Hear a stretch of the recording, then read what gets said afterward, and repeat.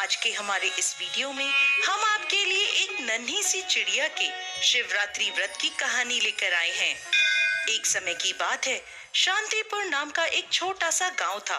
उस गांव में एक सेठ और सेठानी रहते थे। सेठ और सेठानी बहुत धनी थे, परंतु दोनों कभी भी कोई भी पूजा पाठ, दान पुण्य आदि भगवत भक्ति के कार्य नहीं करते थे। एक समय एक नन्ही सी चिड़िया दूर से उड़ती हुई घोंसला बनाने की जगह की तलाश में सेठ सेठानी के आंगन में आ पहुंची। उनके आंगन में एक बड़ा सा पेड़ लगा था। चिड़िया ने उस पेड़ पर अपना घोंसला बना लिया और वहां रहने लगी। अब वो चिड़िया दाने की तलाश में सेठानी के घर की ओर देखने लगी। जब कई दिनों तक उसे सेठानी के घर से कुछ भी खाने को नहीं मिला, तो वो आसपास के घरों में जाकर दाना चुगने लगी। एक दिन चिड़िया ने सोचा, ऐसा क्या कारण है कि उसे इतने बड़े घर से अन्न का एक दाना भी नहीं मिल रहा। ऐसा सोचकर वो चिड़िया सेठ सेठानी के घर के छज्जे पर आकर बैठ गई, तो देखती है सेठ सेठानी अंदर आपस में बातें कर रहे थे। हम क्या करें, हमारे कोई संतान नहीं है। हमारे पास इतना सारा रुपए पैसा है, लेकिन इसे भोगने वाला कोई भी नहीं है। ऐसा कहकर सेठानी जी रोने लगी। सेठानी को रोता देख चिड़िया को बहुत दुख हुआ। अब चिड़िया रोज सेठ जी के घर के छज्जे पर जाकर बैठ जाती और उनकी बातें सुनती। सेठ और सेठानी संतान की कामना से बहुत तड़प रहे हैं। सेठ सेठानी की ऐसी दशा देखकर चिड़िया को उन पर दया आने लगी। बिना बच्चों का जीवन निरर्थक है। निसंतान औरत बहुत दुखी रहती है। मुझे कुछ ऐसा करना चाहिए जिससे सेठानी जी को संतान प्राप्ति हो जाए। एक दिन वो चिड़िया मंदिर के आंगन में दाना चुग रही थी। तभी उसने पुजारी जी को कहते हुए सुना, फागुन का महीना शुरू हो गया है। कृष्ण पक्ष की चतुर्थी को महाशिवरात्रि का पर्व है। इस दिन भोलेनाथ की सच्ची भक्ति करने से प्रभु प्रसन्न होते हैं और सभी मनोकामनाएं पूर्ण करते हैं।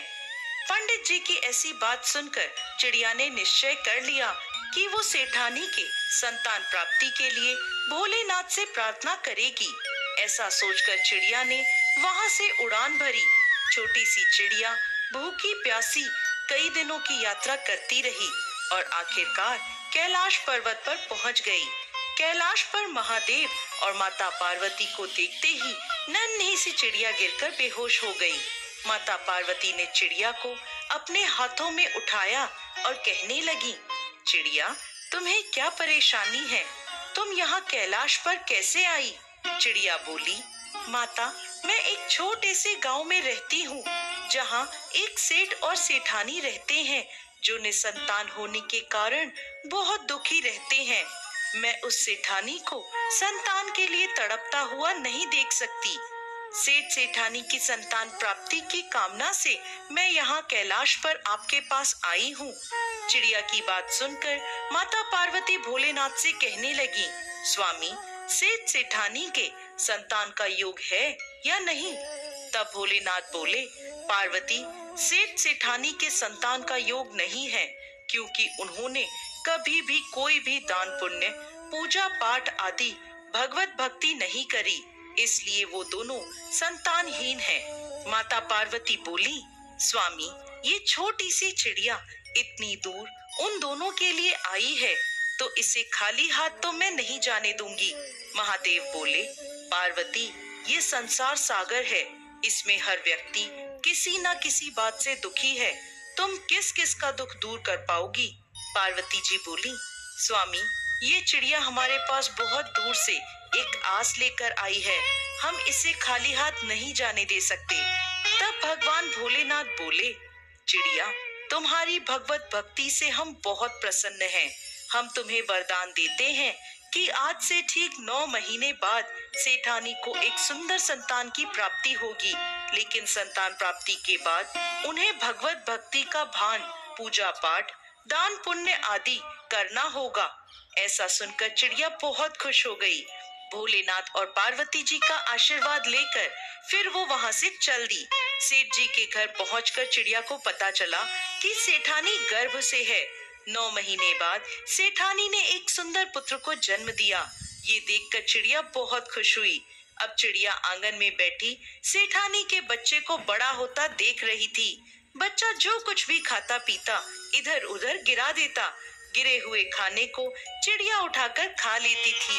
धीरे धीरे समय बीतता गया और देखते ही देखते सेठानी का पुत्र आई और चली गई, परंतु सेठ और सेठानी ने कोई भी भगवत भक्ति का पूजा पाठ आदि कार्य नहीं किया था। अब चिड़िया को इस बात की चिंता होने लगी। चिड़िया ने सोचा, मुझे कुछ न कुछ तो करना ही होगा, क्योंकि इन्हें भगवत भक्ति का ज्ञान कराना बहुत जरूरी है। अब चिड़िया ने एक बार फिर कैलाश पर्वत की ओर उड़ान भरी। कई दिनों की यात्रा करने के बाद चिड़िया फिर से कैलाश पर्वत पहुंची। चिड़िया को देखते ही माता पार्वती बोली, चिड़िया, अब क्या परेशानी है? अब तो सेठ सेठानी को संतान भी मिल गई है। चिड़िया हाथ जोड़कर महादेव और माता पार्वती से प्रार्थना करने लगी और बोली, हे भगवान, मेरी एक समस्या है। सेठ सेठानी ने पुत्र प्राप्ति के बाद भी भगवत भक्ति नहीं करी है। मैं उन्हें ये बात कह नहीं सकती और वो दोनों ये बात समझ ही नहीं सकते।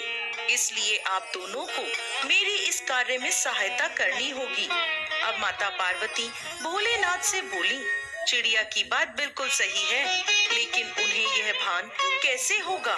तब चिड़िया बोली, माता, आप और प्रभु दोनों उन्हें इस बात का भान कराएं कि वो अपने जीवन में कितनी बड़ी गलती कर रहे हैं।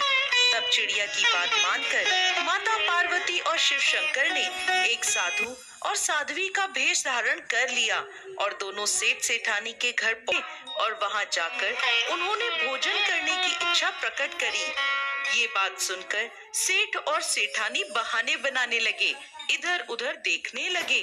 तभी उनका छोटा सा बेटा बाहर आया और हाथ पकड़कर भोलेनाथ और माता पार्वती को घर के अंदर ले गया और भोजन कराने के लिए बिठा दिया। तब अपने बच्चे की इच्छा देखकर सेठानी ने भोलेनाथ और माता पार्वती को भोजन कराया। तब वह बालक भी उनको भोजन कराने लगा। भोजन करने के बाद जब माता पार्वती और भोलेनाथ जाने लगे तो सेठ सेठानी बोले, हमसे यदि कोई गलती हो गई हो तो हमें क्षमा कीजिएगा। इस पर वह बोले, गलती तो तुम बहुत बड़ी कर रहे हो।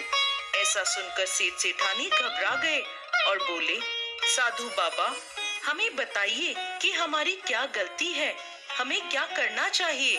तब साधु बने भोलेनाथ बोले, तुम क्या समझते हो कि तुम्हारे नसीब में यह पुत्र था? ये तो एक चिड़िया की भक्ति के परिणाम स्वरूप तुम्हें प्राप्त हुआ है। उस चिड़िया ने तुम्हें संतान सुख तो दिलवा दिया, लेकिन भगवत भक्ति का लगाव तुम्हारा नहीं लगा सकी। आज से तुम दोनों पूजा पाठ, दान पुण्य आदि करो, गरीबों को भोजन कराओ, भगवत भक्ति में अपना मन लगाओ, जिससे तुम्हारे पुत्र को लंबी आयु प्राप्त होगी। यह सुनकर सेठ और सेठानी को बहुत पछतावा हुआ। अब उन दोनों के मन में भगवत भक्ति की लौ जल चुकी थी। वो दोनों खूब पूजा पाठ करने लगे और प्रभु का गुणगान करने लगे। फिर से एक बार जब फागुन मास की महाशिवरात्रि आई तो दोनों पति पत्नी ने शिवरात्रि का व्रत किया।